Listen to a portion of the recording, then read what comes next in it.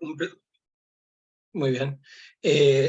Un placer enorme, como siempre, participar de los talleres para graduados y graduadas que organiza el Centro de Graduados y Graduadas, justamente de la facultad. Agradecer por eso la invitación en una nueva oportunidad a Silvina Pequeux y a todo el equipo del Centro de Graduados. En esta ocasión hemos elegido un tema que es novedoso, no porque lo haya inventado yo, por supuesto, sino en el sentido de que no me he referido antes a la problemática específica de los daños sufridos por personas mayores en ninguno de los talleres, seminarios, conferencias y bueno, demás actividades que con mayor o menor frecuencia, según el momento, digamos, del año o de la vida suelo dar. Entonces me pareció que era una buena manera de probar, por un lado, para, digamos, no volver siempre sobre los mismos temas, aunque sean varios, en algún momento se repiten, y bueno, está bueno explorar también temáticas distintas o novedosas, siempre obviamente dentro del campo en el que uno siente que puede tener algo, digamos, valioso para decir, o medianamente valioso, en mi caso el derecho de obligaciones, daños y derecho internacional privado en otra área, digamos, totalmente, sí, o bastante diferente, al menos. Y del mismo modo, al margen de que es una temática nueva para mí, para explorar en este espacio de los talleres, creo que también es interesante, es importante poder centrarse en algún aspecto un poquito más específico, es decir, podríamos, ¿no?, pensar en el problema de la cuantificación del daño en general, o también en el problema de la ancianidad, o de la vejez, o de la mayor edad, como se la quiera mencionar o enunciar, también más en general. O podríamos enfocarnos en aspectos procesales del juicio de daños y perjuicios, también lo hemos hecho en alguna ocasión.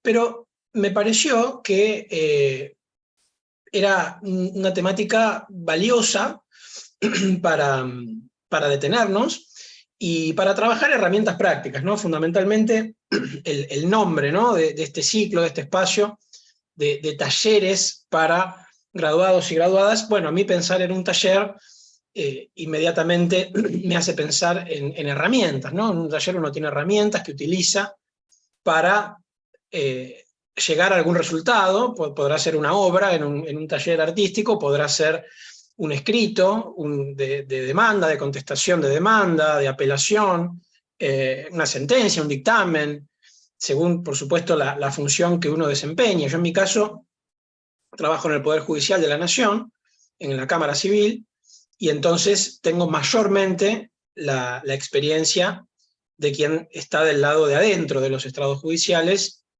recibiendo, leyendo, analizando y trabajando sobre presentaciones parciales de partes y haciendo un análisis imparcial, evidentemente, ¿no? Ese es mi trabajo. Pero, bueno, por una cuestión estadística, obviamente, yo sé que la mayoría de ustedes probablemente ejerza la profesión de manera liberal, ¿no? Por supuesto, no todos o todas ustedes, pero por lo general, insisto, manejándome con datos estadísticos, sé que la mayoría de ustedes ejercen la profesión por cuenta propia, ¿no? Entonces, me parece que también es un contrapunto interesante, por un lado, poder, desde el lado de adentro, como digo, dar mis opiniones, siempre, por supuesto, en un marco de generalidad. Evidentemente, no me voy a referir a ningún caso concreto, no puedo hacerlo, pero sí apreciaciones generales desde mi experiencia profesional, sí opiniones doctrinarias como docente de obligaciones de la facultad, en la cátedra de Sandra Biersma, que es un honor integrar también, y también desde la experiencia de oídas de mis colegas que ejercen la profesión, familiares, amigos, y por ende, bueno, no desconozco por completo, siempre en primera persona no la conozco, pero sí por conversaciones y bueno, por estar en este mundillo jurídico, evidentemente también conozco de segunda mano la realidad o algunas realidades, por lo menos, de quienes ejercen la profesión. Así que, bueno, ese es un poco el enfoque general que yo propongo darle a este y a los demás talleres que he dado y los que seguiré dando en el futuro en este espacio, con la esperanza y el deseo de que sea útil. La verdad es que la única finalidad genuina para mí, y siempre es un gusto aparte que seamos tantos, no hay otro ámbito, digamos, en el cual haya tanta audiencia. Entonces, bueno, eso por supuesto a mí me entusiasma más aún para bueno, tratar de, en ese ideal de dar herramientas o de conversar herramientas, en realidad, digamos, el chat está cerrado en este momento por una cuestión de orden, simplemente somos muchos y bueno, si cada uno por ahí empieza a preguntar o a participar, es un poco difícil para el que está estructurando la idea en el discurso seguir el hilo, ¿no? Especialmente a mí que me cuesta mantener la concentración y me disperso fácilmente ante estímulos así espontáneos. Entonces, es simplemente una cuestión de orden, pero en modo alguno tiene la intención de ser un monólogo. Muy al contrario, yo voy a dar algunos disparadores, algunas ideas, para que luego podamos aprovechar la última parte, hasta las 8 que termina el Zoom, bueno, pues la última parte del espacio para intercambiar ideas, pues somos colegas, ¿no? Obviamente podrá haber estudiantes también, estimo, creo que es una actividad que no se exige mostrar el título, pero bueno, entiendo que la gran mayoría o la totalidad de ustedes son ya abogados y abogadas, entonces bueno, obviamente entre colegas uno más bien comparte saberes, pareceres de su experiencia que otra cosa, ¿no? Entonces bueno, esa es la propuesta a grandes rasgos, ¿sí? Bueno, esta introducción somera. Quiero hacer una aclaración metodológica y ya, bueno, comenzando a encuadrar propiamente el objeto, ¿no? del tema que vamos a conversar. Tiene que ver, como lo dice el título, evidentemente, con la cuantificación de los daños sufridos por personas mayores.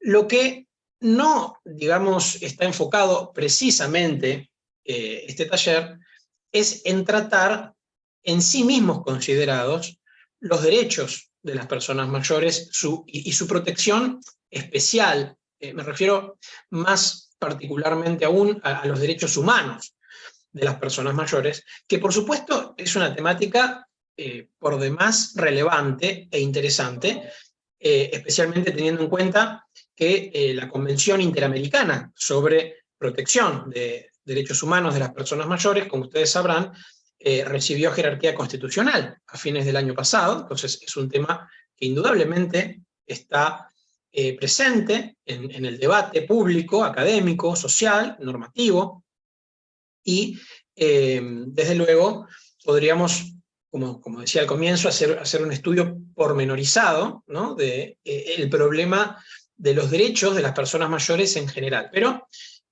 no es precisamente el objeto propuesto para esta disertación, ¿no? El objeto es más concreto, tiene que ver con los daños y perjuicios en un contexto de resarcimiento y de prevención de daños y perjuicios, como se reclaman o se intentan prevenir en sede civil, digamos, en acciones de daños y perjuicios, y diferentes aristas y aspectos relativos a esa problemática. Es decir, lo veremos enseguida, los daños que experimentan las personas mayores como víctimas directas o como damnificados indirectos, pero siempre el propio daño que sufren y que evidentemente tienen derecho a reclamar de manera integral o plena, y por otra parte, daños que siempre deben ser propios, ¿no? El requisito de que el daño sea propio o personal es un presupuesto del daño resarcible, pero el daño propio que sufren o pueden sufrir otras personas a raíz de perjuicios directamente experimentados por personas mayores. Serían, a eso me refiero, con distintas aristas o aspectos de una misma problemática, ¿no? Sin perjuicio de ello, y que en definitiva va a ser a lo que nos vamos a ceñir dicho así parece poco, parece rápido, parece breve, pero no lo es, ¿no? Podemos pensar muchos detalles, aspectos más pormenorizados de estos asuntos, y nos vamos a dedicar enseguida a hacerlo. Pero para no pasar por alto, al contrario, sino que es preciso remarcarlo, aunque no nos detengamos específicamente en la Convención Interamericana que mencioné y su jerarquía constitucional, en mi opinión, un taller para el ejercicio de la profesión no debería dejar de mencionar, y por eso lo digo, la existencia de esta convención que obliga a la República Argentina, que se ha obligado por ella, y que además, como decía, tiene jerarquía constitucional. Esto quiere decir que, desde luego, cuando, ustedes lo sabrán muy bien, cuando en una acción por daños y perjuicios, en la cual la víctima ha sufrido, ¿verdad?, digamos, una incapacidad sobreviniente, normalmente el porcentaje de incapacidad, de daño físico o daño psicológico, que él o la perito designado de oficio en el expediente dictamine que ha sufrido la víctima, va a determinar en gran medida, ¿verdad?, el monto que en definitiva el juzgador establezca, ¿no? Sabemos que es una variable importantísima, por supuesto que hay otras también, lo veremos enseguida, y en tal medida es cierto que por lo general los abogados cuando ejercen y los operadores jurídicos imparciales cuando ejercen también su función jurisdiccional o del Ministerio Público,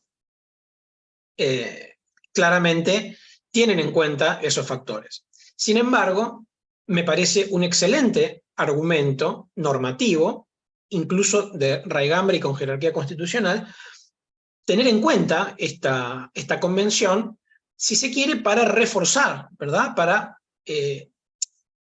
dotar de mayor fuerza argumentativa, de mayor persuasión, a las peticiones que concretamente y de manera cotidiana sabemos que se hacen en los juicios de daños y perjuicios. Por ejemplo,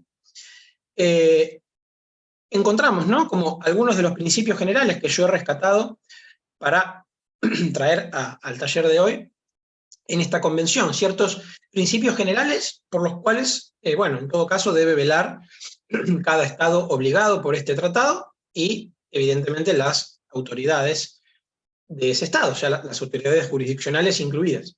Entonces, la valorización de la persona mayor, su papel en la sociedad y contribución al desarrollo, ¿no? La igualdad y no discriminación, la seguridad física, económica y social, la autorrealización, la equidad e igualdad de género y el enfoque del curso de vida, el enfoque diferencial para el goce efectivo de los derechos de la persona mayor y, para finalizar, pero en absoluto menos importante, la protección judicial efectiva. Son grandes principios, por supuesto, como grandes principios que son, se concretan o se concretizan en cada supuesto específico según sus circunstancias puntuales. Los principios, por definición, son de textura abierta y tienen no diría la capacidad, pero la aptitud o la característica de captar grandes universos de casos, ¿verdad? Pero, ¿por qué no cuando se solicita en un escrito o se analiza si conceder o no en una resolución, por ejemplo, daño extrapatrimonial a favor de una persona mayor que ha sido damnificada, ¿por qué no agregar como fundamento, y fundamento de peso, por ejemplo, el derecho a darle al resto de su vida el enfoque o el destino o el curso que esa persona desee, ¿verdad? Entonces, si una persona mayor, una persona anciana, sufre un daño físico o un daño psicológico importante, se está afectando su derecho a la autorrealización, a poder ser la persona que quiere ser durante el resto de su vida, a darle al curso de su vida el enfoque que desea, ¿sí? O la dilación en un proceso, cuando la víctima es una persona mayor, que evidentemente tiene menor probabilidad de vivir muchos más años que una persona joven, siempre en términos estadísticos y ley de los grandes números, por supuesto, y una persona puede vivir más de 100 años y otra puede morirse muy joven o incluso siendo niño o adolescente. Pero según el curso normal y ordinario de las cosas, suele acontecer que la mayoría de la gente de mayor edad le queda menos tiempo de vida que la gente de menor edad, ¿verdad? Entonces, el problema de la dilación en el tiempo de los procesos, cuando estos se extienden durante muchos años, afecta más gravemente, podemos argumentar, a una persona mayor. Entonces, bueno, me parece que son excelentes argumentos que uno puede utilizar en sus producciones escritas o orales en el mundo jurídico y tienen un fundamento nada menos que en una convención interamericana que obliga a la República Argentina con jerarquía constitucional. Entonces me pareció una cuestión nada menor y relevante para traer a colación precisamente para comenzar este taller. Del mismo modo, los correlativos deberes de los estados, ¿verdad? O sea, así como la persona mayor tiene ese derecho a una tutela judicial efectiva, bueno, correlativamente, los estados parte deben adoptar y fortalecer todas las medidas legislativas, administrativas, judiciales, esa nos interesaría evidentemente en un proceso, presupuestarias y de cualquier otra índole, incluido un adecuado acceso a la justicia, a fin de garantizar a la persona mayor un trato diferenciado y preferencial en todos los ámbitos. Por ejemplo, para reforzar el argumento de por qué se le debe conceder el beneficio para litigar sin gastos a una persona mayor, no solamente por una vulnerabilidad patrimonial, sino también por una vulnerabilidad de edad, ¿no? Bueno, estoy pensando, como digo, en herramientas, por eso lo menciono. Del mismo modo, los estados parte adoptarán todas las medidas necesarias para garantizar a la persona mayor el goce efectivo del derecho a la vida y el derecho a vivir con dignidad en la vejez hasta el fin de sus días, en igualdad de condiciones con otros sectores de la población. Me imagino este párrafo que he extraído, insisto, de manera textual, de los deberes de los estados contenidos en esta convención interamericana. Bueno, lo veo como un excelente párrafo fundando, digamos, una petición, una pretensión resarcitoria o la resolución de esa pretensión. Bueno, se entiende, creo, a lo que apunto, ¿verdad? Entonces, eso es lo que quería decir, no hacer un taller sobre la Convención Interamericana o sobre los derechos de las personas mayores o los derechos humanos de las personas mayores y los correlativos deberes estatales que se corresponden con esos derechos, pero sí mencionar lo que he mencionado en estos 10 minutos como herramientas, como argumentos de refuerzo o coadyuvantes para las pretensiones resarcitorias, que en definitiva es de lo que vamos a hablar más en profundidad. ¿Bien? ¿Vamos bien? Sí, esta es un poco la tónica, ¿no? Siempre es difícil a la distancia, de manera remota, uno siempre, como docente, tiene más dificultad en ir, entre comillas, midiendo el feedback, ¿no? Que con el lenguaje no verbal que uno advierte en un auditorio con solo mirar a la audiencia. Pero bueno, vamos bien, ¿no es cierto? Creo que sí. Bueno. Dicho todo esto, entonces, quiero detenerme en el nudo central del taller, que tiene que ver con la cuantificación de los daños sufridos por las personas mayores, tanto en sí mismas como de otras personas, como damnificadas indirectas, que puedan experimentar también perjuicios propios en consecuencia. Nuevamente aquí deberíamos tener en miras una máxima fundamental, un principio esencial, que tiene que ver con la reparación integral del daño. Nuevamente, no es ninguna novedad, al contrario, diría que en el paradigma que impera en la actualidad en materia de derecho de daños, el principio de la reparación plena o integral, aclaro que yo los utilizo como sinónimos, pues lo que entiendo por ambas voces, por ambos términos, consiste en la reparación total del daño, como se solía decir, y todavía se sigue diciendo, pero bueno, pertenece a otro siglo y de raíz francesa, esa máxima de la reparación del daño, de todo el daño, y de nada más que el daño. O sea, la reparación total del perjuicio, ni menos porque sería injusto para la víctima, ni más porque sería injusto para el deudor o para el responsable, ¿verdad? Sería un enriquecimiento sin causa para la víctima. Entonces, la reparación plena o integral, conozco las posturas de mis colegas, algunos más prestigiosos que yo, por supuesto, que han advertido alguna diferencia de matiz entre el concepto de reparación plena o reparación integral, pero bueno, he aclarado el sentido en el que los utilizo como sinónimos, por eso hago también digamos, la salvedad. Bien, este principio tiene consagración normativa, por supuesto, la tenemos en el Código Civil y Comercial de la Nación, enunciada como título incluso de un artículo, me refiero al 1740, que dice: la reparación del daño debe ser plena. Consiste en la restitución de la situación del damnificado al estado anterior al hecho dañoso, sea por el pago en dinero o en especie. La víctima puede optar por el reintegro específico, excepto que sea total o parcialmente imposible, excesivamente oneroso o abusivo, en cuyo caso se debe fijar en dinero, etc., ¿no? Entonces, también sabemos que la vuelta del estado de cosas o del estado de situación al contexto anterior al hecho ilícito, en muchos casos, en la mayoría de los casos, es imposible. No se le puede devolver la vida a quien ha fallecido, no se le puede devolver la salud a quien la ha perdido con carácter permanente, no se le puede devolver el buen nombre o la privacidad o la intimidad o la imagen que tenía antes del hecho ilícito de una difamación, por ejemplo, o de difusión de contenido confidencial o privado o íntimo,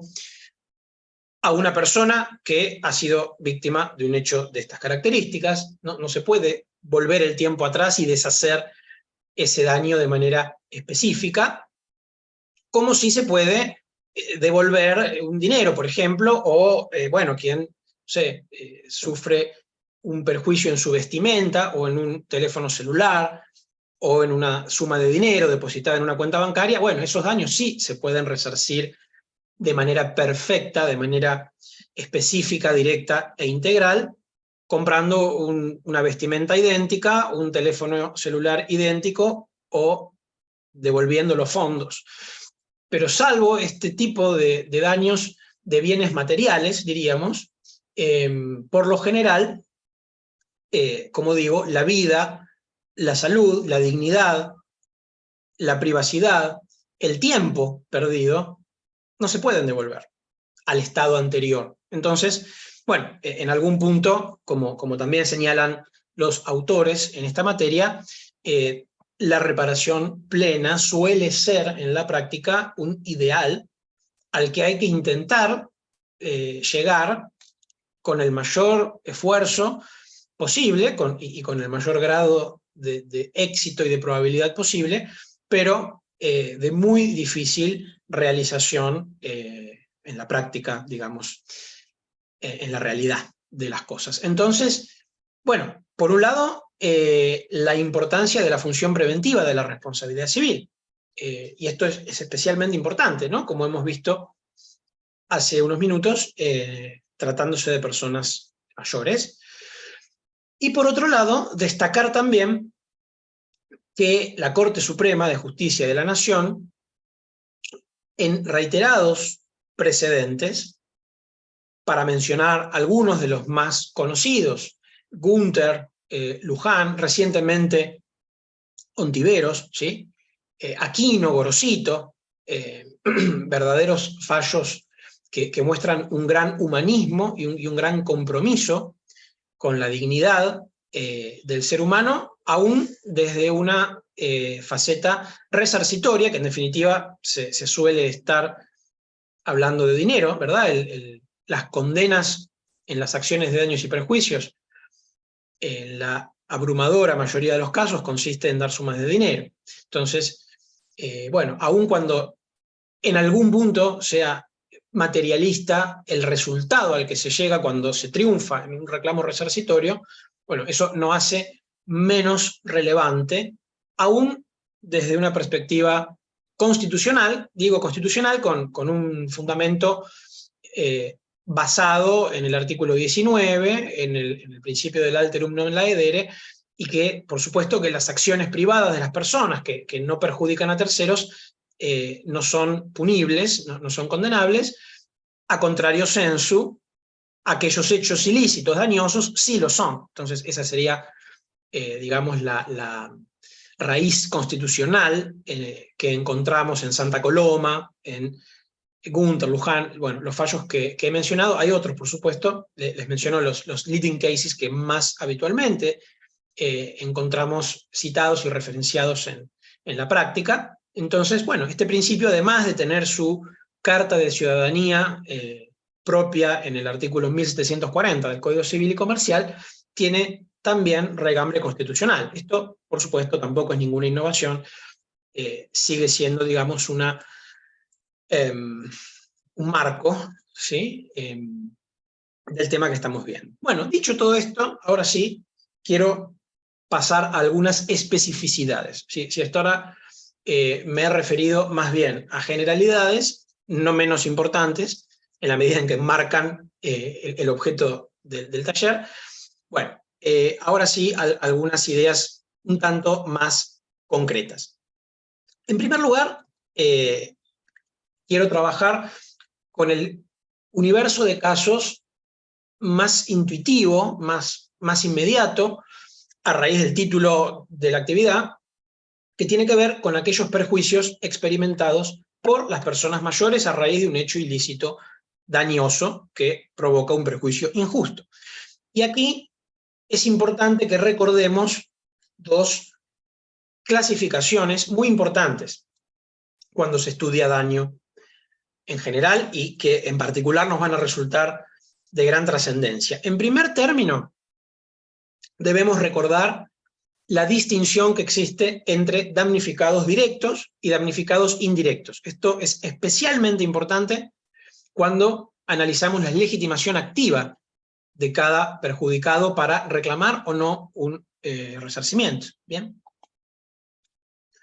Damnificado directo es aquella persona que experimenta en su propia humanidad o en su propio patrimonio las consecuencias inmediatas del hecho ilícito. ¿Sí? Se trata de un siniestro vial, el peatón que es atropellado y le pone el cuerpo al daño y sufre el perjuicio en su propia humanidad. Si pensamos en una persona a quien le vacían los fondos de su cuenta bancaria tras un ataque de phishing, por ejemplo, bueno, la persona que tenía esos fondos en su cuenta bancaria y los ha perdido y ha visto menguado su patrimonio. Ese sería el damnificado directo. En cambio, el damnificado indirecto es aquella persona que, sufriendo un perjuicio que siempre debe ser propio, pues de lo contrario no sería resarcible, sin embargo, ese perjuicio responde de rebote, por eso estos daños se llaman indirectos o de rebote o par ricochet en la doctrina francesa. Bueno, daños propios, pero que son una consecuencia precisamente indirecta del perjuicio que otro ha sufrido en su patrimonio o en su persona. Entonces, cuando ese peatón es atropellado por un colectivo, su cónyuge, sus padres, sus hijos, también experimentan un perjuicio propio cuando ese sujeto que antes podía salir a trabajar y aportar un ingreso en el hogar, ahora ya no lo puede hacer. Daño patrimonial. O bien cuando ese sujeto estaba sano y era feliz y podía vivir funcionalmente en su familia y ahora es una persona que está deprimida, traumada, triste, que no quiere vivir más o vive muy amargada y el modo de transcurrir la vida cotidiana y de relación, no solo de esa persona, sino también de sus seres queridos, ha cambiado sustancialmente, ¿no? Entonces, damnificados indirectos a raíz de un perjuicio que sufre directamente otro. Esa distinción es fundamental cuando pensamos en la legitimación activa. Y la otra gran diferencia, que es mucho más sencilla, ya la he anticipado. Daño patrimonial, aquel que recae sobre, o mejor dicho, que consiste en la lesión de intereses susceptibles de apreciación pecuniaria, versus daño extrapatrimonial, cuando precisamente los intereses lesionados no son susceptibles de apreciación pecuniaria. Eso nos distingue el daño patrimonial y el daño extrapatrimonial, distinción que por supuesto es académica, doctrinaria, pedagógica, pero también en la práctica nos arroja un resultado muy importante de tener en cuenta, por lo general, en el litigio cotidiano a la hora de pedir los rubros, ¿verdad? Los ítems o partidas de la cuenta indemnizatoria, que luego, al sumarse, darían el total, ¿no?, de la liquidación que se reclama, en definitiva, por daños y perjuicios de un mismo hecho ilícito.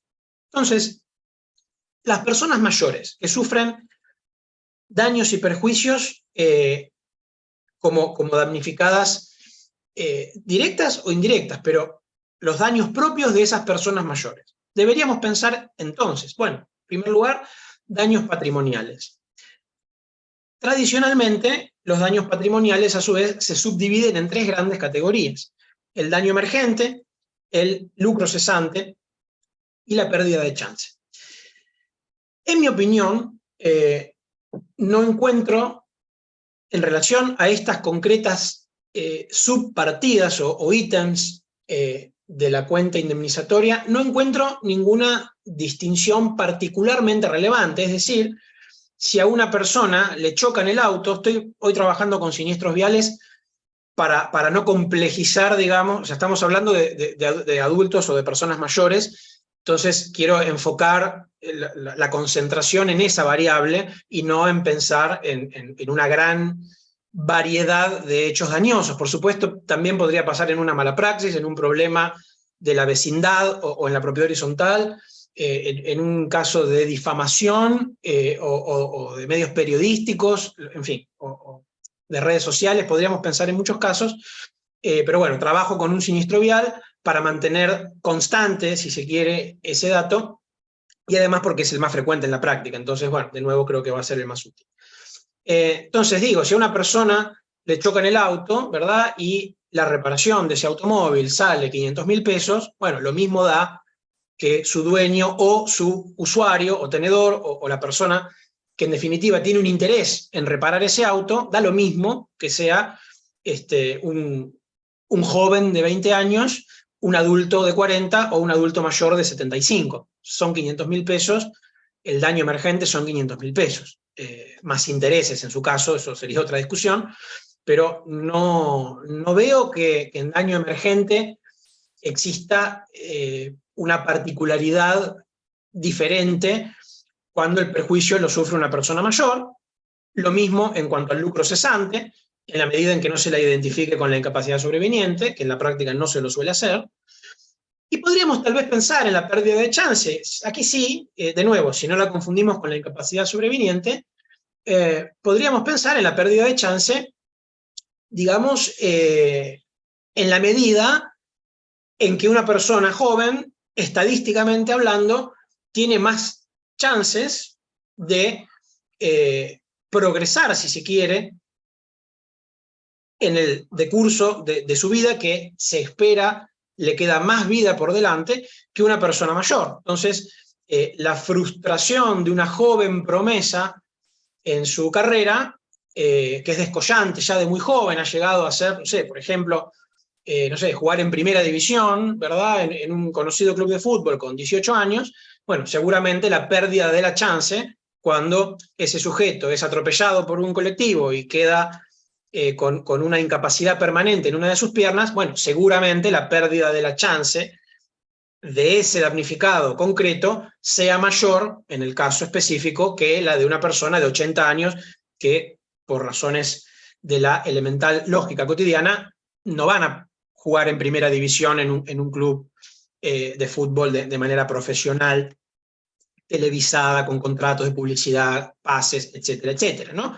Entonces, bueno, en pérdida de chance sí podríamos tomar esta variable de la edad como un elemento ya que insinúa cierta proyección. Donde definitivamente considero, y no soy ningún innovador en esto, es algo bien consolidado en doctrina, donde indudablemente tiene una gran proyección el problema de la edad, o la cuestión de la edad, no un problema como algo malo, sino como un aspecto, quiero decir, complejo de abordar. Esa es la incapacidad sobreviniente, ¿verdad? Tanto la incapacidad física como la incapacidad psíquica o psicológica, que con carácter permanente pueden sobrevenir o acontecer a raíz del hecho dañoso. Entonces, aquí lo primero que deberíamos pensar es si a nuestro juicio la vida humana tiene un valor económico por sí misma. Hay criterios enfrentados en esta materia.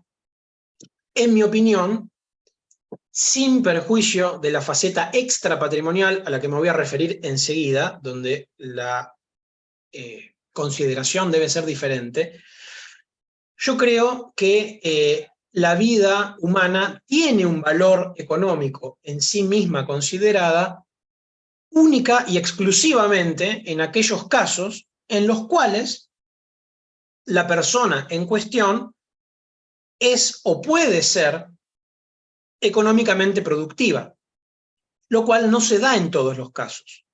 No se da en todos los casos. Hay personas que pueden tener una avanzadísima edad, que pueden tener un deterioro físico y mental tal que han perdido la capacidad de desarrollar tareas tanto económicamente productivas como económicamente valorables, que no es lo mismo.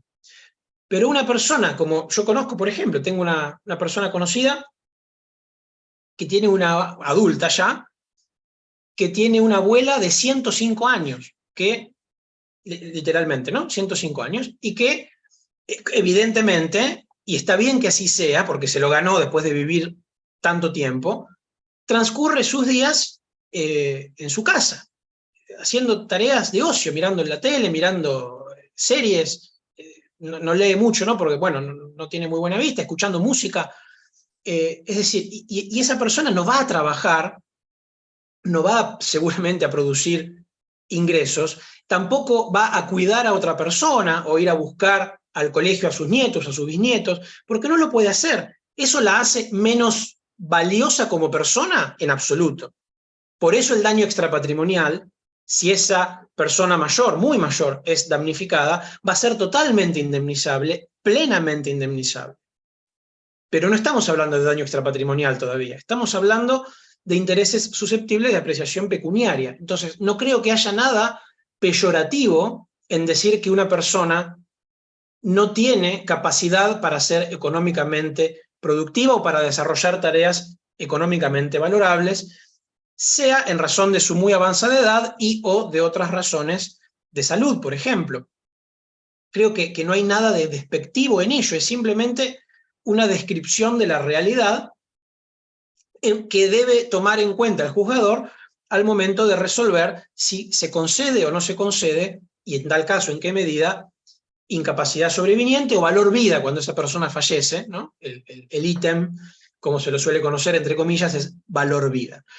Esto es muy discutible. Hay autores que piensan de esta manera, hay autores que piensan exactamente lo contrario. Encontramos fallos de tribunales unipersonales en distintos sentidos, encontramos fallos de tribunales colegiados con mayorías y disidencias que precisamente toman partido por una u otra solución. Evidentemente, el abogado de la parte actora tomará una postura en defensa de su cliente, la abogada de la parte demandada seguramente tome la postura contraria, y bueno, uno desde la imparcialidad de la magistratura o de la función judicial, o desde la docencia, desde la academia, bueno, adoptará la teoría que le parezca más convincente. La mía es la que les he expuesto hace unos instantes. Entonces, hay que analizar si la vida de esa persona mayor, según sus particulares circunstancias, tiene o no, objetivamente, desprovista de valoraciones subjetivas y sin que ello implique prejuzgar sobre el valor espiritual de la vida, que está fuera de discusión, el valor económico al que me he referido recién. En todo caso, es evidente que la edad tiene y debe tener incidencia en la cuantificación de este ítem, ¿sí? Ya sea que se utilicen o no fórmulas matemáticas, que ese sería otro gran tema para dar seguramente en algún taller, o bueno, se dan de hecho conferencias sobre este tema, el empleo de las fórmulas matemáticas, ¿no?, para la cuantificación del daño por incapacidad, 1746, ¿verdad?, del Código Civil y Comercial. Bueno, los operadores jurídicos que emplean fórmulas matemáticas, indudablemente la edad, tanto de la edad de la persona como la edad hasta la cual se presume que esa persona va a desarrollar actividades económicamente productivas o valorables, es una de las variables de esa fórmula. Entonces, evidentemente, una persona de más avanzada edad tendrá una indemnización menor por este concepto, es razonable, es lógico, y los operadores jurídicos que no utilizan fórmulas matemáticas, o al menos que no lo hacen de manera expresa, y que enuncian, bueno, para estimar la indemnización tengo en cuenta las condiciones personales, socioeconómicas, el nivel de instrucción, los ingresos que tenía en tal momento, si es que están probados, o el salario mínimo vital y móvil al momento del hecho, o en la actualidad al momento de dictar la sentencia, la edad, etcétera, ¿no? Entonces, es uno de los factores que se tiene en cuenta, aun cuando no se emplean fórmulas de manera expresa, ¿verdad? Dicho eso, por supuesto que la realidad es muy heterogénea, ¿no? Así como uno puede partir de la base de que una persona joven seguramente, en términos estadísticos, tiene más chances de progreso que una persona mayor, que ya se supone que ha vivido la mayor parte de su vida, bueno, también con el mismo criterio estadístico, pero llevado a los casos concretos, también sabemos que hay personas de muy avanzada edad que generan ingresos siderales, porque se dedican a actividades muy lucrativas, empresarios, funcionarios de gran jerarquía en el sector público o privado, en el ámbito del arte, artistas, bueno, sí, precisamente, deportistas, etc. Bueno, hay personas que con solo sacarse una foto con una marca cobran sumas de dinero que un joven recién empleado tardaría décadas en conseguir. Bueno, sí, por supuesto, hay que tomar en cuenta también esa variable en cada caso concreto. No debemos irnos con la idea, bueno, persona mayor, poco productiva económicamente, persona de menor edad, muy productiva económicamente. Por supuesto que eso no es así, necesariamente, ¿no? La variable del ingreso concreto, real o probable, sin dudas debemos tenerla en cuenta también. Estamos hablando, como digo, de grandes números de estadísticas, ¿no? Productividad económica no es lo mismo que el valor económico de las tareas. Esto también es importante decirlo. Hay personas mayores que, estando o no jubiladas, pero supongamos que están jubiladas y que pueden vivir con su jubilación, o bueno, la perciben y no tienen interés en desarrollar ninguna otra tarea por la que vayan a percibir un ingreso, es posible que como consecuencia de un hecho ilícito no puedan, por ejemplo, cuidar a una persona más mayor o con algún problema de salud, por ejemplo, que necesita cuidado en la propia casa, o que no puedan pasar a buscar a sus nietos por la escuela cuando sus padres están trabajando. Los padres me refiero del nieto, o sea, ¿se entiende? Esas tareas no son remuneradas. Seguramente la abuela no le cobre a su hija o a su hijo por ir a buscar al nieto a la escuela, pero si esa abuela no lo puede hacer porque ha sufrido una incapacidad permanente que se lo impide, ahora hay que pagarle a alguien que lo haga. Entonces, esa tarea no es económicamente productiva porque no es remunerada, pero es económicamente valorable, porque si la hace otro hay que pagárselo. Es lo que se conoce como precio sombra en la jerga, digamos, de este tema. Entonces, ojo, ¿no? O sea, no hay que asociar tampoco valor económico a remuneración. Por supuesto que si además esa persona, por muy mayor que sea, sale a conducir con el registro en regla, con la vista, el oído y todos los sentidos en perfecto estado, le gusta porque lo distrae, también conozco a alguien así, a manejar un Cabify o un Uber y con eso genera un ingreso, aún con 80 años, bueno, por supuesto que si sufre un daño habrá que indemnizar la incapacidad como a una persona más joven que trabaja.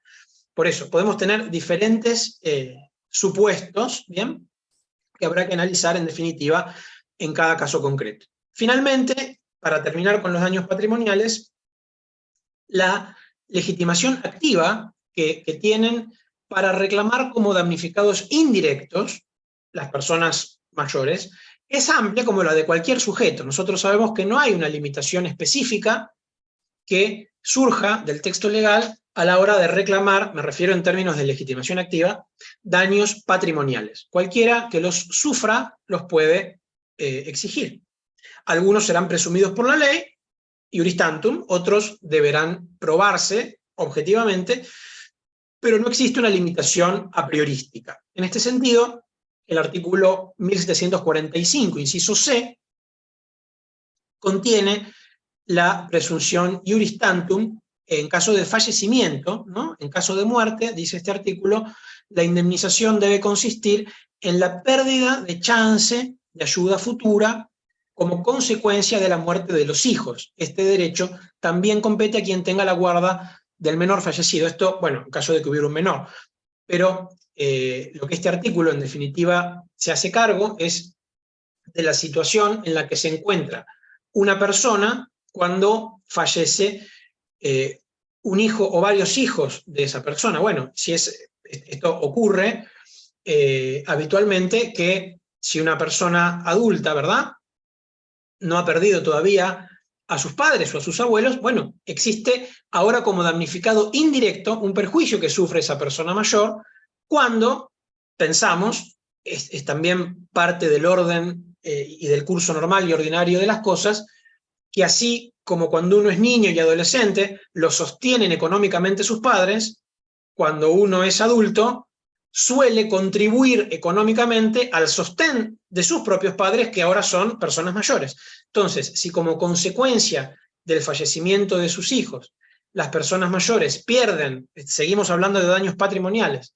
pierden la chance de ser ayudados o sostenidos económicamente por hijos fallecidos, bueno, eso es un rubro específicamente contemplado en este inciso C como daño patrimonial, evidentemente de damnificados indirectos, porque los muertos son los hijos, no sus padres, y que además goza de una presunción relativa iuris tantum, de tal manera que en todo caso sería el dañador o el responsable quien tendría la carga de la prueba de demostrar que son los padres damnificados indirectos de la víctima fallecida quienes no necesitan sostén económico, porque tienen suficiente patrimonio, entonces desvirtuarían el patrimonio o ingresos, ¿no?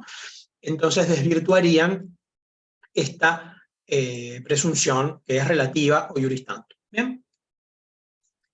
Pasando a otro aspecto, daños extrapatrimoniales. Aquí sí me parece crucial hacer el distingo y no ya incluirlo entre signos de interrogación y mencionar posturas enfrentadas con buenos fundamentos, cada una de ellas, sino ser asertivo al afirmar que toda vida tiene un valor extrapatrimonial en sí misma considerada. No hay ninguna duda de que la vida humana, en tanto vida, en su aspecto extrapatrimonial, en su aspecto personalísimo, tiene un valor, y un valor muy importante.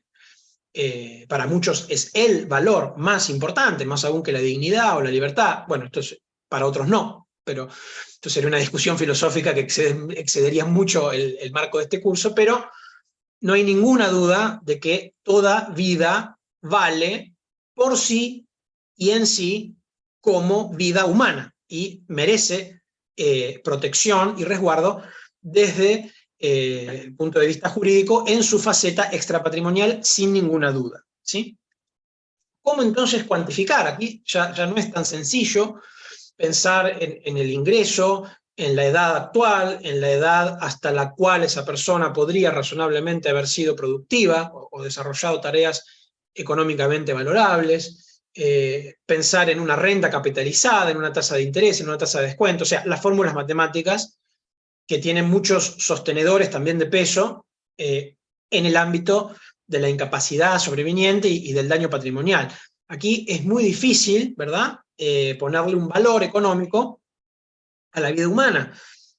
Por otro lado, no tenemos más remedio, ¿verdad?, porque la alternativa sería dejar el daño impune. Si precisamente la vida se ha perdido en un caso de fallecimiento o la salud se ha deteriorado en un caso de lesiones, pues no se puede devolver, cuando la vida se ha perdido, evidentemente ese resultado es irreversible, y cuando la salud se ha perdido con carácter permanente, una incapacidad permanente, pues tampoco se puede devolver la salud física o mental, y tampoco la angustia, el detrimento espiritual en la forma de relacionarse con los demás, de vivir la vida cotidiana, de querer, de sentir, que experimenta una persona luego de haber sufrido precisamente un daño corporal permanente frente a su situación anterior al hecho. Es imposible reparar ese daño en especie. No queda más remedio que repararlo con dinero. Aun cuando sea imperfecto, se apunta a, en la medida de lo posible y cuando sea posible, procurarle al damnificado esas satisfacciones sustitutivas o compensatorias a las que se refiere el artículo 1741. Yo siempre digo, cuando doy en grado el tema del daño extrapatrimonial, por supuesto que a nadie que haya perdido un hijo, o a un padre, o a un cónyuge, ninguna suma de dinero le va a devolver la felicidad, la satisfacción o las ganas de vivir tal como las tenía antes del hecho, y eso lamentablemente es así. Pero dado que eso lamentablemente es así, es menos malo afrontar el resto de la vida teniendo un departamento donde vivir que no teniéndolo, y encima tener que preocuparse por llegar a fin de mes para pagar un alquiler en dólares o en pesos. Quiero decir, el hecho es irreversible, pero tener dinero me permite vivir más tranquilo, me permite hacer un viaje y distraerme, aunque sea por una semana, conocer París, que es mi sueño toda la vida, por ejemplo. A eso se refiere, es un ejemplo hipotético. Conozco París y tampoco era el sueño de mi vida conocer esa ciudad.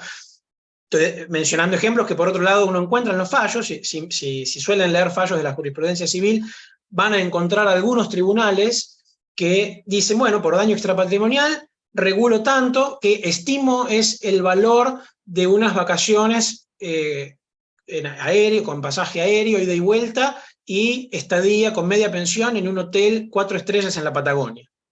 Literalmente así. Entonces, bueno, eso es claramente la expresión bien concreta de este concepto de satisfacciones sustitutivas o compensatorias, que siempre van a ser imperfectas, que nunca van a devolver, como sería el ideal del 1740, a la persona, al estado en el que se encontraba antes del hecho ilícito, pero que sería más injusto que ni siquiera se ordene esa reparación pecuniaria, ¿no?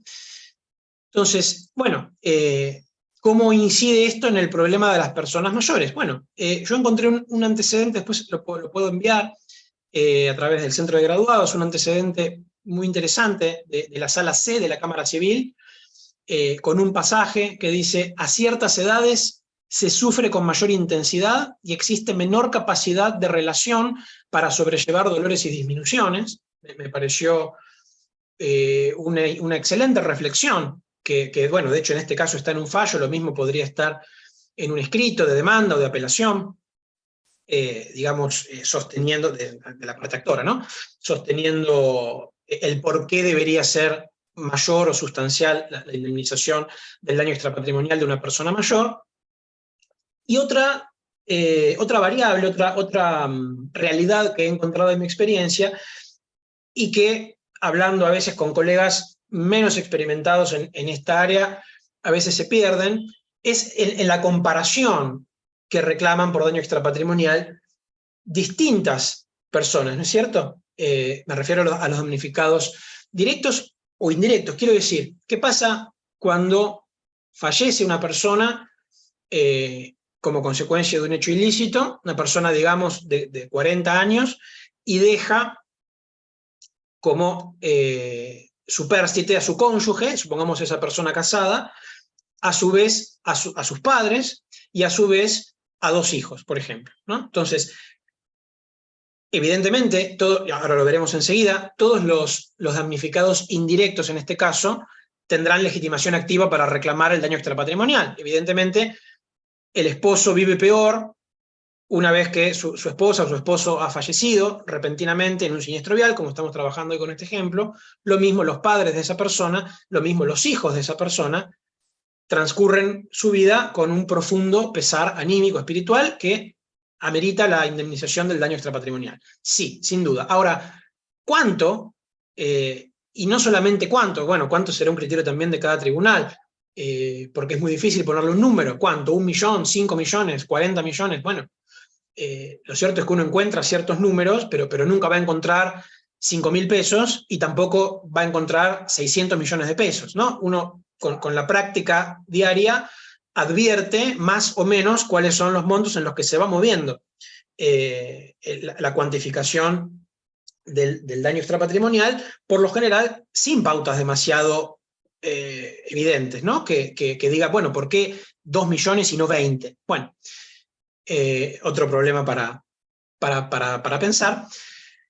Pero lo que sí, a esto iba, lo que sí he encontrado en mi experiencia es que el daño extrapatrimonial que se les suele conferir a los padres es el mayor, es el de mayor entidad, el número o el monto más importante, en el entendimiento de que perder a un hijo o a una hija es el mayor dolor que puede experimentar un ser humano. No soy padre, no lo sabría, pero bueno, con cualquier persona que sea padre o madre le dice esto. Se supone que es algo que enseña la experiencia cotidiana. Y, por otra parte, por el carácter antinatural que tiene ver morir a un hijo o a una hija, ¿verdad?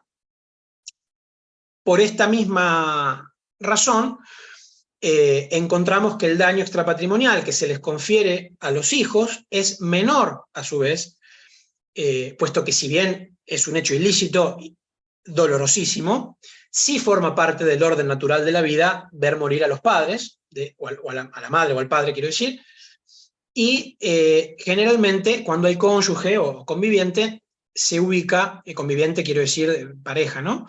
Podría ser otro conviviente, pero me refiero al conviviente de pareja, ese valor suele estar entre los dos que acabo de referir. Esa relación, digamos, entre los 3 ítems me parece interesante también de mencionar en este espacio, por eso lo he traído. Más allá de eso, es claro que hay una norma que nos permite concretar quiénes son los legitimados activos. Aquí no es ilimitada la legitimación activa. No cualquiera que invoque haber sufrido y pruebe en su caso un daño extrapatrimonial lo puede reclamar, como sí el patrimonial. Aquí la legitimación es limitada por el legislador y sabemos que de lege lata, o de manera estricta o literal, quienes pueden reclamar como damnificados indirectos, por supuesto, a ver, si la persona mayor damnificada sigue viva, puede reclamar por derecho propio, como damnificado directo, sin lugar a ninguna duda. Pero si, por el contrario, se sucede del hecho ilícito como consecuencia el fallecimiento de esa persona mayor, o de cualquiera, pero hoy estamos hablando de personas mayores, pueden reclamar como legitimados damnificados indirectos los ascendientes, los descendientes, el o la cónyuge y quienes convivieran con esa persona, manteniendo con ella un trato familiar ostensible, con o sin vínculo de parentesco. damnificados indirectos. Y en caso de que sufra gran discapacidad, ahí se combinarían, digamos, el damnificado directo, porque sigue vivo y por ende puede reclamar, y los damnificados indirectos, porque tienen legitimación a título propio, tal como dice el artículo 1741. Podrían reclamar otras personas, digamos, no comprendidas en esta norma, por ejemplo, un hermano o una hermana del damnificado directo que no conviviera con él, sí, pero debería pedir la inconstitucionalidad del artículo 1741, como se pedía anteriormente la inconstitucionalidad del artículo 1078, que sería el análogo a esta norma en el código anterior, y hay tribunales que lo dan, digamos, que tienen este criterio y que le reconocen a un hermano o a una hermana, por más que no conviva con la víctima de un fallecimiento o de una gran discapacidad, le reconocen el derecho a una indemnización con buen criterio, en mi opinión, del daño extrapatrimonial, pero no lo tendría por la interpretación literal del artículo. Entonces, bueno, evidentemente, cuando la persona mayor es damnificada por un hecho ilícito, bueno, si es persona mayor, podría tener ascendientes, como digo, ¿no? Esta persona que conozco tiene 105 años y una hija de 80. Bueno, las dos son personas mayores, podría pasar. Que damnificada la persona de 80 tenga ascendientes. No sería lo más habitual, por lo general, descendientes sí, y en su caso, cónyuge u otros convivientes. Por cierto, no hay exclusión, como sí en el orden sucesorio, los hijos desplazan a los nietos, por ejemplo. Bueno, en esta materia no hay un desplazamiento de los parientes más próximos en grado respecto de los más lejanos. No es que si esa persona damnificada tiene hijos y nietos, solo van a poder reclamar los hijos. No, también los nietos, primero porque el nuevo código no hace distinción alguna, no dice herederos forzosos, como decía el 1078 viejo o anterior, descendientes son todos, y además porque este es el criterio más acorde a la reparación integral del daño, comprometida, como vimos, con regambre constitucional este principio, y además porque la Cámara Civil, por lo menos en el ámbito de la Cava o antes de la Capital Federal, lo estableció también con un sano criterio en el plenario Ruiz contra Russo, en este sentido. Así que bueno, por diversos fundamentos, es claro que no hay exclusión en los legitimados activos como lo habría en el derecho sucesorio. Todos pueden reclamar. Dicho eso, quiero, para finalizar y dar espacio a diálogo, a preguntas, a comentarios, con solamente algunas últimas pinceladas adicionales. En primer lugar,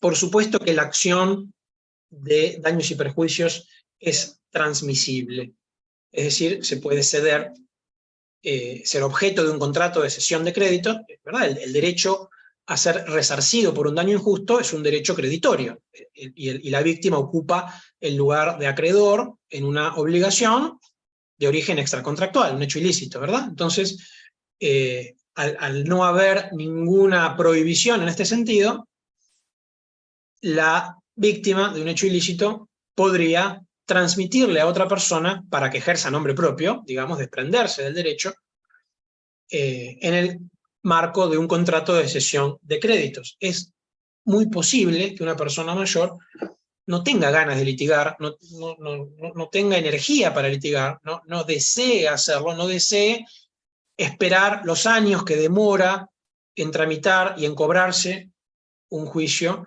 y prefiera vendérselo a otra persona que sí tenga ese tiempo y esas ganas, y seguramente con la intención de hacer una inversión, ¿no? Seguramente le pague un poco menos de lo que pretende cobrar, si no estaría haciendo beneficencia, mientras no haya ninguna lesión, ningún abuso del derecho, y las partes plenamente libres y conscientes así lo decidan hacer en un contrato, no habría absolutamente ningún inconveniente. O sea, destacar que la acción es transmisible tanto para reclamar el daño patrimonial como el daño extrapatrimonial. Tampoco el nuevo código dejaría duda en relación a este aspecto, siempre que se haya iniciado la acción en vida, ¿no? del damnificado directo cuando no muere como consecuencia de derecho ilícito.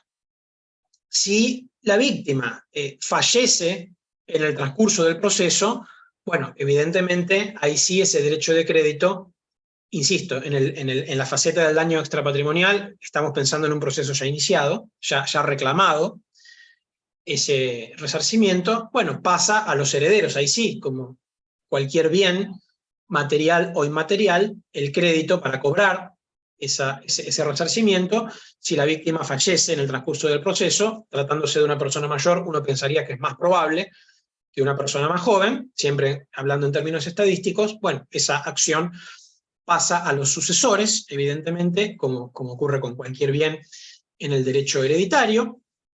Y, por último, que podemos también pensar en particularidades en materia de prueba y tutela, tanto prueba anticipada como tutela anticipada. Es decir, cuando existen razones para adelantar la actividad jurisdiccional, y estas razones creo que podemos encontrarlas con mayor frecuencia, o con cierta frecuencia en este tipo de casos, bueno, me parece que también son herramientas útiles para tener en cuenta y tener a mano cuando se está tratando o trabajando con este tipo de pleitos. Me refiero tanto, como digo, a la prueba anticipada como a la tutela jurisdiccional anticipada propiamente dicha, y creo que ahí podemos cerrar el círculo y volver a los principios generales y a los deberes de los estados en el marco de la Convención Interamericana, que creo que sería un excelente fundamento para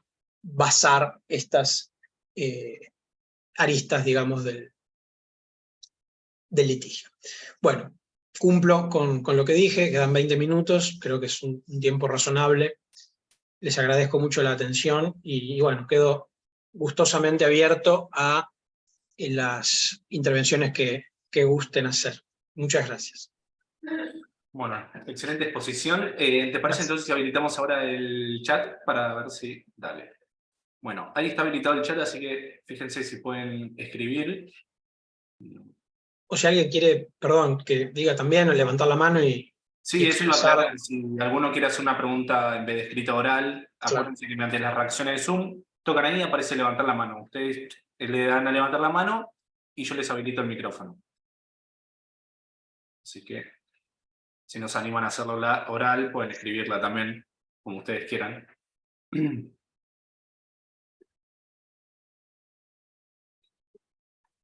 Bueno, aclaro mientras, en este tiempo muerto, que si alguno, por los que entraron después, la clase el taller estuvo siendo grabado, se va a subir a nuestro canal de YouTube, así que, nada, calculo que en las próximas semanas estará subido ahí en nuestro canal.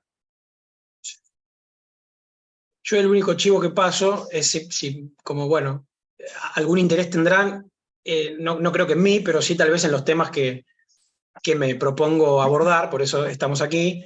Yo tengo un Instagram, digamos, es el único medio público y que gestiono yo, digamos, donde voy posteando las charlas, ¿no?, que me invitan a dar, o si publico algún artículo, cada vez menos, lamentablemente, por compromisos varios, pero bueno, si publico algún trabajo, en fin, cualquier oportunidad así donde nos podamos volver a encontrar, está ahí. Es lo único que digo, obviamente es un autochivo, ¿no? ¿Qué más? No vamos a decir otra cosa. Pero bueno, con una finalidad constructiva, obviamente. Ahí hubo una pregunta. Una vez obtenida sentencia por daño patrimonial por damnificado directo, donde queda cabalmente probado el daño, ¿se podría iniciar acción por daños extrapatrimoniales por damnificados indirectos? No, sí, no creo que tengan que tramitar juntas, para nada. Siempre que no esté prescripta, ¿no? Hay que tener en cuenta que ahí la prescripción es más corta en el nuevo código, no es un dato menor, y a veces, aun cuando se inician las acciones ahí al borde de la prescripción, tampoco es inusual advertir una caducidad de instancia que termina finalizando no solo el proceso, sino, bueno, borrando el efecto interruptivo de la prescripción que pudo tener la interposición de la demanda, y es un problema, es un problema grande. O sea, la respuesta es que no necesariamente tienen que tramitar juntas, aunque probablemente sería lo más aconsejable. En caso de que la víctima del hecho muere, la acción pasa a los sucesores. Bueno, en ese caso depende de si el fallecimiento es o no, sí, el Instagram es ese mismo, depende de si el fallecimiento es o no consecuencia del hecho ilícito. Cuando el hecho ilícito produce el fallecimiento, por ejemplo, en un siniestro vial, un colectivo atropella a un peatón y lo mata. Por ejemplo, en una mala praxis médica, el cirujano corta una arteria fundamental y el paciente fallece por haber perdido una cantidad enorme de sangre. Por ejemplo, en un robo violento, fallece la víctima de ese robo, de un balazo, etc. En ese caso, se entiende que el damnificado directo, la víctima fatal del hecho, no ha tenido oportunidad u ocasión de interponer la demanda por daño, ni patrimonial ni extrapatrimonial, pero estamos hablando del extrapatrimonial. Y ya no lo puede hacer porque ha dejado de ser persona. O sea, una vez fallecida esa persona, deja de ser sujeto de derecho, deja de ser un centro de, digamos, de imputación de derechos y obligaciones. Ya no puede adquirir derechos ni contraer obligaciones quien ya no es persona y es un cadáver, que digamos, no es sujeto de derecho. Entonces, en tal caso, la legitimación activa la tienen los damnificados indirectos, ascendientes, descendientes, cónyuge, con quien conviva manteniendo con la víctima un trato familiar ostensible, por derecho propio, no por derecho hereditario, como damnificados indirectos. Y son los únicos que la tienen. El damnificado directo nunca la tuvo, tampoco la tiene ahora, y por ende no la puede transmitir a ningún sucesor. O sea, es iure propio. En cambio, cuando el hecho ilícito no le produce el fallecimiento al damnificado directo, continúa con vida, ahí sí, y no es gran discapacidad, porque si es gran discapacidad sí se abre la legitimación activa de los damnificados indirectos por gran discapacidad. O sea, estamos pensando en un hecho ilícito que no produce ni el fallecimiento de la víctima, ni le produce gran discapacidad. Entonces, el único legitimado activo que puede iniciar el reclamo es el propio damnificado directo. En vida, evidentemente. Si fallece sin haberlo iniciado, la acción muere con él y nadie puede iniciarla ni por derecho propio, porque no tiene legitimación, no se la confiere en el 1741, ni por derecho hereditario, porque el damnificado directo no la inició en vida y por ende no la puede transmitir. Por el contrario, si el damnificado directo, sin haber fallecido ni haber sufrido gran discapacidad por el hecho ilícito, inicia en vida la acción por daño extrapatrimonial y luego fallece por otra razón distinta al hecho ilícito, por una enfermedad, por ejemplo, por un infarto, por lo que fuera, entonces la acción pasa a los sucesores, cualesquiera sean, quienes lo hereden, digamos, según el derecho sucesorio, sean herederos legitimarios, legítimos, testamentarios, algún legatario, qué sé yo, podría eventualmente dejarle en un testamento como legado el crédito por el daño extrapatrimonial por tal hecho a un legatario, mientras no viole la legítima. Parece un caso de laboratorio, difícil de encontrar en la práctica, pero digamos, no veo razón para que no... En fin, los sucesores según el derecho sucesorio. Esa es, digamos, la regla.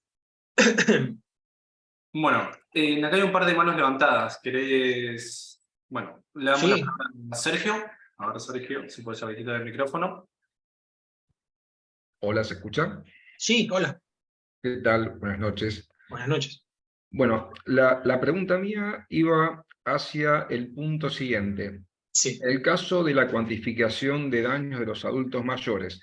sí, Sea el ejemplo de una persona de 80 y tantos años que sufre un ilícito y se incapacita. Por ejemplo, esa persona vivía sola Sí. o a su vez vivía con su pareja, lo que fuere. Digamos, dentro de los rubros indemnizatorios, ¿se podría llegar a considerar la contratación para que una persona haga tareas de cuidado, que esa persona antes la hacía por motu propio y ahora tiene que depender a su vez de la contratación de Sí, un tercero para que haga esa tarea? sí, ¿Cómo se indudablemente. cuantificaría eventualmente, no? Sí, sí, indudablemente es un daño patrimonial, o sea que no habría ningún obstáculo, ninguna cortapisa para reclamarlo, y ahí la cuantificación dependería, en mi opinión, en gran medida, por un lado, de los honorarios que cobre esa persona que hay que contratar. Esto se podrá demostrar en el juicio, seguramente con prueba documental o informativa, ¿no? Para que surja de una manera objetiva cuál es el monto al que asciende esa suma, y también con un criterio de razonabilidad, por supuesto, si esa persona, digamos, a valores de hoy, ¿no? Para esas tareas de cuidado, dijera cobrar, no sé, 2 millones de pesos por mes, bueno, por mucho que pueda aportar una factura por ese monto, no digo que esto no sea justo o que no merezca cobrar ese salario, no estoy haciendo un juicio de valor, pero sí que no es habitual en la actualidad encontrar a una persona que se dedica a hacer este tipo de tareas cobrando 2 millones de pesos como salario mensual, por ejemplo, ¿no? Entonces, Claro. bueno, por mucha prueba que se aporte allí, estaría tan apartado de la realidad que Y lo no que sé, pasa es que seguramente no se cuantificaría en esa suma, quiero generalmente decir. uno tiene que contratar, porque trabajan por turnos de 8 horas, ya son 3 por día, y después hay que contratar al franquero. O sea, generalmente contratás 4 o 5 personas, no es la tarea de cuidado que la realiza una persona sola, sino que son 4 o 5, que por lo menos tenés que tener, digamos, como prevención de que tenés que contratar. Y eventualmente una persona que venía percibiendo una jubilación mínima, un ingreso Claro, realmente bajo, como generan la mayoría de los jubilados, el hecho de tener que pagar 4 personas para que tengan esa prestación y ese buen pasar, si queremos decirle, que sí, tenía antes de ese ilícito que le generó esta incapacidad, evidentemente, obviamente, va a estar completamente fuera de la matriz económica que esa persona sin duda, manejaba, ¿no? sin duda, y además, seguramente esa persona que menciona en el ejemplo no puede esperar a que el juicio se inicie, se sustancie, se Sí, sí, tal resuelva, quede cual. firme y se cobre para recién entonces con la indemnización pagarle a la persona o a las personas que la deban cuidar. Bueno, ahí la importancia de la tutela anticipada que yo mencionaba al final, digamos, de la exposición. En Sí, este sí, sí. sentido, el fallo Camacho Acosta es el gran leading case en materia de tutela anticipada, ¿no? Sí, sí, sí. Propiamente dicha. Pero sí, indudablemente, claro, es un Y problema además, muy, muy pongamos que agudo. tenga que hacer, es alquilar una cama ortopédica, o sea, no solamente la persona con tareas de cuidado en sí, ¿no es cierto?, que lo atendería. Todo Desde lo que ya. es, digamos, la adecuación que tenés que tener, Sí, eventualmente, si te podés quedar en tu domicilio, porque también depende de eso, sí, o sea, si te sí. podés quedar, eventualmente una cama ortopédica, además cuestiones que también Sí, suman a los gastos, ¿no? sí. Tratamientos Claro. físicos, de rehabilitación, Fisiología, psicológicos, psicológica. traslados, si se tiene que atender en un centro médico que cobra honorarios, por supuesto forma parte de la indemnización. Los taxis o los remises, no va a ir una persona que ha sufrido un daño importante físico, por ejemplo, o aunque no fuera importante, una persona mayor que ya de por sí es vulnerable.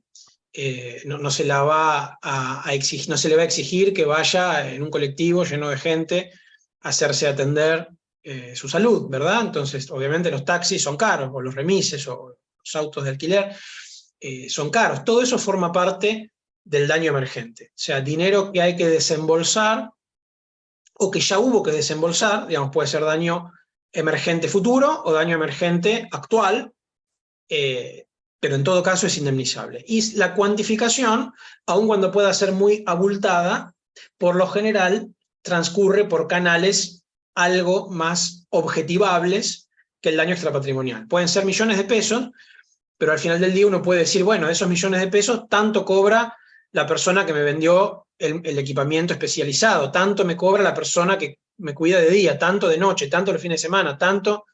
Y de alguna manera se puede llegar a un número, tal vez no exacto, pero aproximado, ¿no?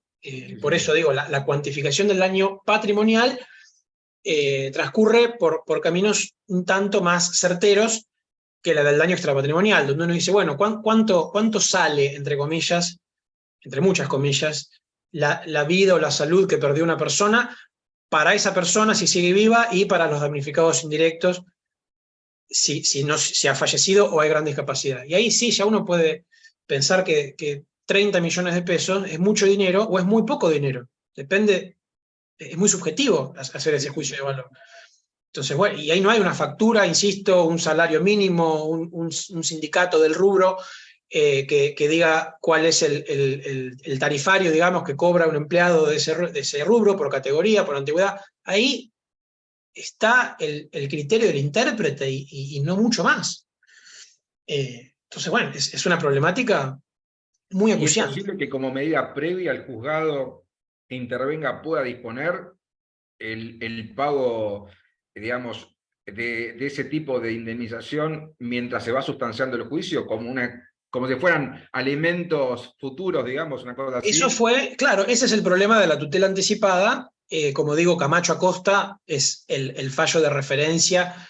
Si uno lo pone en un buscador jurídico, bueno, ese fallo y los que lo citan, ¿no?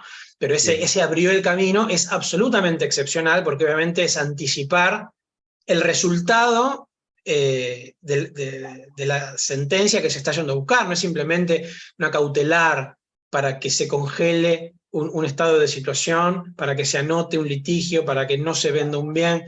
No es una prueba anticipada, no es tomarle declaración a un testigo, por ejemplo, de avanzada edad, que uno sospecha puede llegar a fallecer. Es verdaderamente anticipar el resultado de la sentencia condenatoria, que todavía falta todo el juicio para que se llegue a ella, si es que sale bien el juicio para el damnificado. O sea, evidentemente una situación así debe estar muy bien probada y es muy excepcional, pero sí, de hecho en Camacho Acosta se hizo así. Bien. Es posible. Gracias. No, por favor.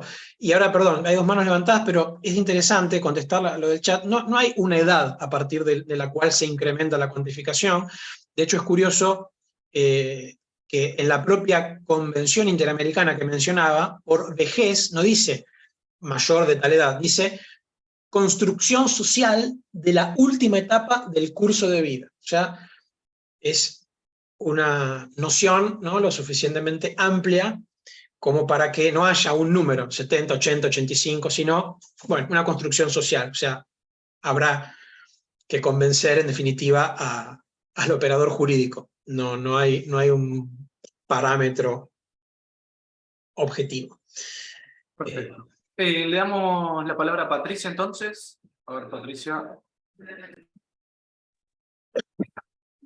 Sí, gracias. Buenas tardes. Buenas tardes. Mi consulta respecto de un adulto mayor que sufre un accidente de tránsito leve, cuyas lesiones son leves, digamos. Sí. Pero debido a esto hay que operarlo. Hay que hacer una cirugía y esta persona fallece porque ya tenía, digamos, problemas cardíacos o enfermedades preexistentes que hacen que no pueda, digamos, superar esta cirugía y fallece por eso y no por las lesiones en sí. Ahí los damnificados indirectos, ¿cuáles serían los rubros?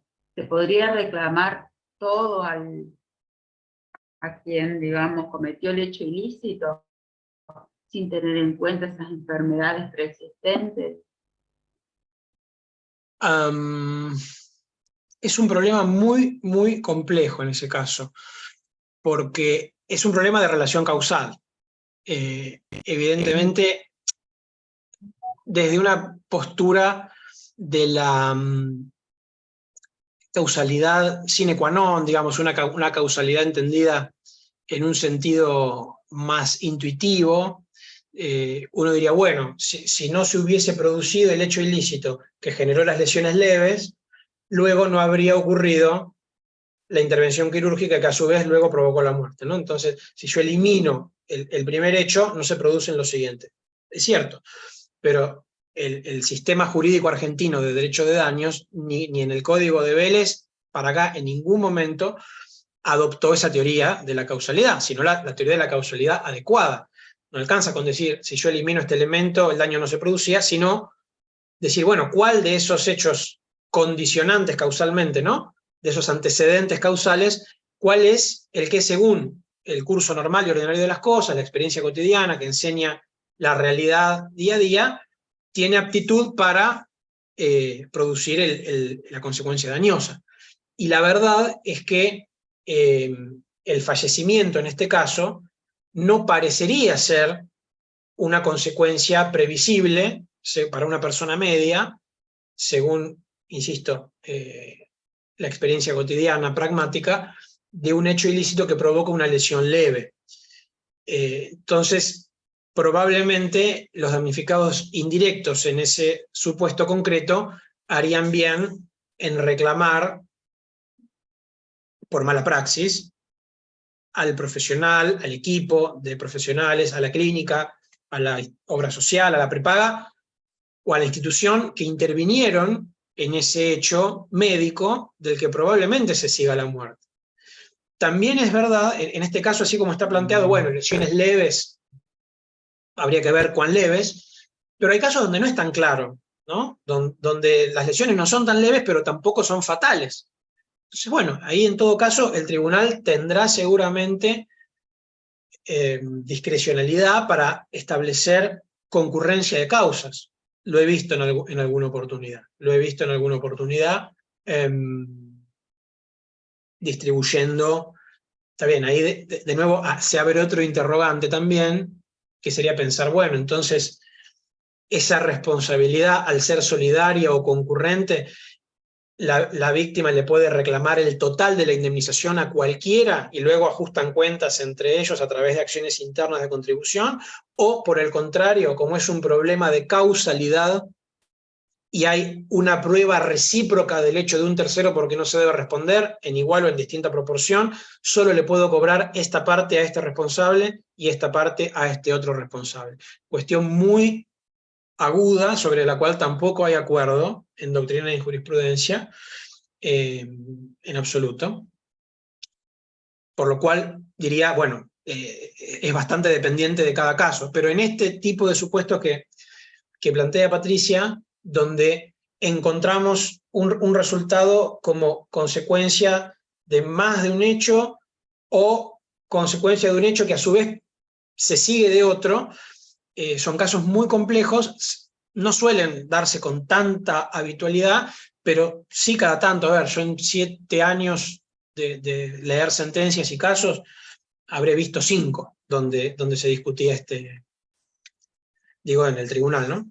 Donde se discutían cuestiones de esta índole, por eso, de vez en cuando se ven y la verdad son muy complicadas de analizar, y bueno, hay que estar un poco parece una obviedad, dicho así, ¿no? Que depende de cada caso, pero la verdad es que depende de cada caso. En este caso, si las lesiones del hecho ilícito originario son leves realmente, y de por sí, digamos, un esguince de un dedo, por ejemplo, no alcanza, ¿no? Para justificar un fallecimiento, bueno, nos llevaría a conducir los hechos del caso, nos llevarían a inferir que el fallecimiento es consecuencia de una mala praxis, no de un hecho que provocó el esguince de un dedo. Ahora, si ya es la fractura de la cadera, y bueno, ya no es lo mismo. Por eso, creo que habría que mirar esos aspectos.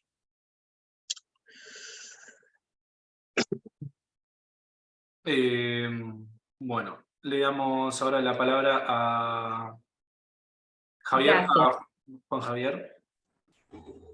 Ok, ¿qué tal? Buenas tardes, muchas gracias. Doctor, una preguntita. Para el caso de que, ejemplo de accidentes de tránsito, bueno, homicidio culposo, ¿no? En donde se instruye una causa penal, justamente por este delito, no homicidio culposo.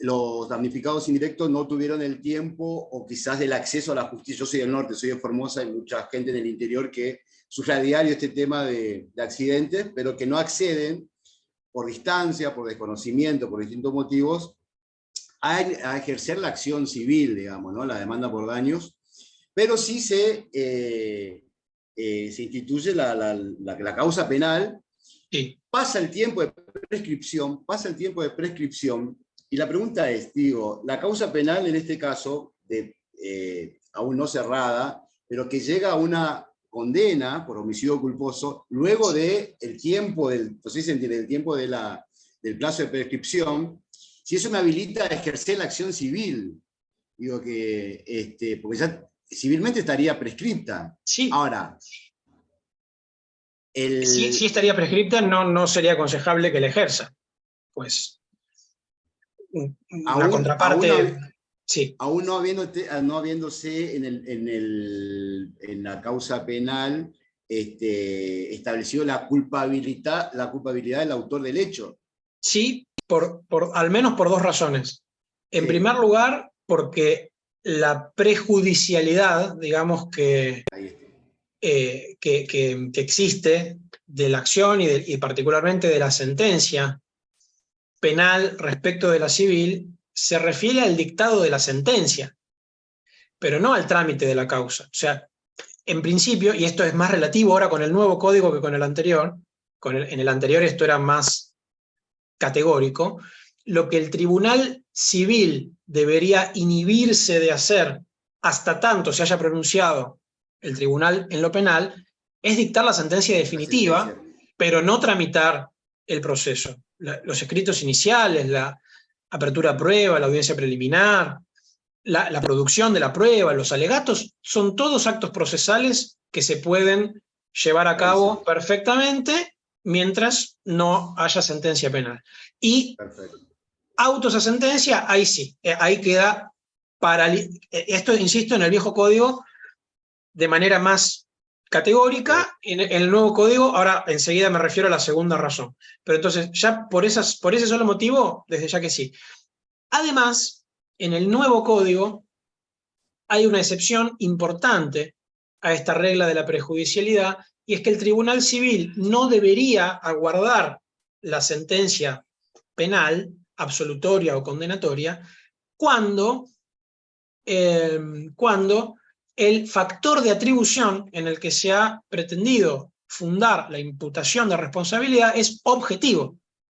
Y en un siniestro vial, por supuesto no en una mala praxis médica como regla general no, pero en un siniestro vial, el dueño y el guardián de un automóvil, que es una cosa riesgosa, responden objetivamente. Entonces, con mayor razón, no habría, digamos... No. Posibilidad. Así es. Muchas gracias, doctor. No, por favor, y quiero responder, perdón, dos aspectos en el chat. Claro, sí, si se otorga la tutela jurisdiccional anticipada y luego el resultado del juicio es adverso, sí, técnicamente se debería restituir el dinero, de la misma manera que uno con la sentencia de primera instancia puede solicitar un embargo preventivo y luego la Cámara puede dar vuelta a la decisión. Bueno, sí, en efecto. Digamos que sí, es así. Y sobre la edad, sí, en efecto, también es cierto. Yo lo que quiero decir es que no hay una edad a partir de la cual sean operativos los principios que hemos visto en el taller. No es que a los 60 años se activa, digamos, se aplica todo lo que vimos hoy y hasta los 59 años y 11 meses y 30 días de edad, no.